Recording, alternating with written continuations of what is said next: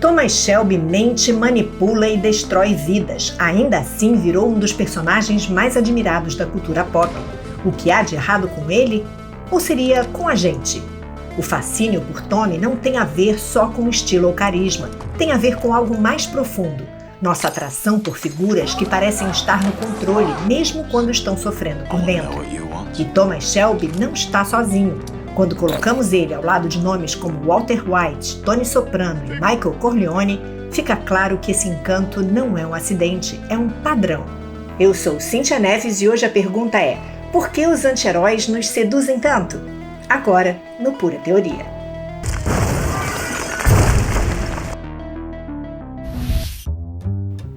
Thomas Shelby é o protagonista de Peaky Blinders, uma das minhas séries favoritas que ganhou um filme que dá continuidade à história. Mas chamá-lo de chefe de gangues é pouco, porque Tommy não domina apenas a história, ele domina a cena. Antes mesmo de falar, ele já aparece no controle. O olhar fixo, a postura, o silêncio, o jeito de andar. Tudo nele comunica a mesma coisa, cálculo, e é aí que o fascínio começa. Na ficção, poder nem sempre aparece como força. Às vezes aparece como frieza, como contenção, como a capacidade de permanecer calmo enquanto o mundo ao redor desaba.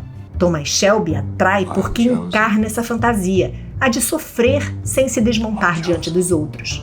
Só que essa frieza não nasceu como charme, nasceu como defesa. Tommy é um veterano da Primeira Guerra, marcado por trauma, luta e violência. A série deixa claro que aquela calma não vem de paz, vem de alguém que aprendeu a sobreviver sem se permitir sofrer em público. É isso que torna o personagem tão forte. O público não vê só um criminoso elegante, vê um homem ferido que transformou a própria dor em disciplina. Thomas Shelby não elimina a escuridão, ele aprende a comandá-la. E talvez seja por isso que o torne tão sedutor, porque ele encarna uma fantasia poderosa, a de parecer no controle mesmo quando tudo por dentro está em guerra. A estética amplifica esse efeito. O boné, o cigarro, o uísque, o terno escuro, a fala econômica. Mas Thomas Shelby não é um caso isolado. Ele faz parte de uma galeria de personagens que o público não admira por serem corretos, e sim por serem complexos, perigosos e difíceis de decifrar. Walter White, de Breaking Bad, fascina pela transformação. Ele começa como um homem comum, quase apagado, e aos poucos se torna alguém cada vez mais frio, mais violento, mais irreconhecível.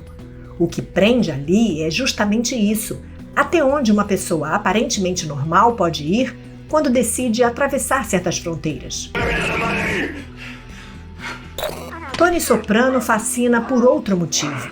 Em Família Soprano, ele é brutal, violento, mafioso, mas também é um homem em crise tentando lidar com a própria mente na terapia. E essa contradição prende porque embaralha tudo.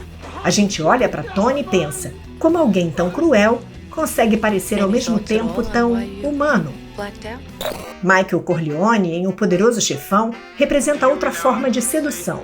No início, ele parecia o filho distante daquele universo criminoso. O que torna sua trajetória tão marcante é justamente assistir à transformação de alguém que parecia escapar do poder e acaba sendo engolido por ele. E o Coringa, em Batman, opera numa lógica diferente de todos eles. Ele não seduz pela contenção, mas pela ruptura. Fascina porque encarna o caos, a quebra total das regras, a recusa de qualquer ordem. O que assusta no Coringa é exatamente o que hipnotiza. Ele desorganiza o mundo. Thomas Shelby segue outro caminho. Ele não é um homem comum que se corrompe como Walter White. Não é a contradição quase confessional de Tony Soprano. Não é apenas a tragédia silenciosa de Michael Corleone. E também não é o caos explosivo do Coringa. Thomas Shelby é o homem que sofre sem se explicar. A do líder que parece sempre 3 passos à frente. A da figura que entra numa sala e domina o ambiente sem precisar levantar a voz. Personagens totalmente bons podem até oferecer conforto, mas os anti-heróis oferecem outra coisa: tensão. Eles não pedem admiração limpa, pedem interpretação. Um anti-herói é um personagem que ocupa o papel central de uma história, mas não apresenta as qualidades tradicionais de um herói clássico, como coragem nobre, altruísmo ou moralidade exemplar. Em vez disso, ele costuma ter falhas, atitudes ambíguas ou até mesmo características moralmente questionáveis. Mas ainda assim conquista a empatia do público por sua complexidade e humanidade.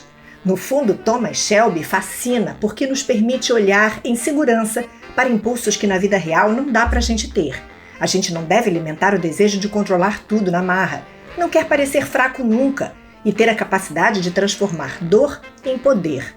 Tudo envolto em uma camada de mistério. E uma parte importante desse fascínio também passa pelo homem por trás do personagem, Cillian Murphy. Thomas Shelby talvez não tivesse o mesmo impacto se não fosse interpretado por Cillian Murphy, porque muito do que o personagem provoca não está no texto, está na presença, no olhar parado, na fala contida, nas pausas, na expressão quase indecifrável. E isso faz toda a diferença. Thomas Shelby não impressiona porque fala demais, nem porque gesticula demais, nem porque precisa provar o tempo todo que é ameaçador. Ele impressiona porque parece sempre conter alguma coisa. Fora da ficção, o próprio ator também carrega esse tipo de presença. Em filmes como Extermínio, A Origem e Oppenheimer, Cillian Murphy consolidou uma imagem de intensidade discreta. É um ator reservado, avesso ao excesso de exposição, alguém que parece sempre guardar uma parte de si. O mistério prolonga o interesse. Talvez por isso Thomas Shelby tenha se tornado maior do que a própria série. Ele não virou apenas um personagem popular, virou símbolo e ganhou nova vida em filme. Because this man, ladies and gentlemen, is Tommy Shelby.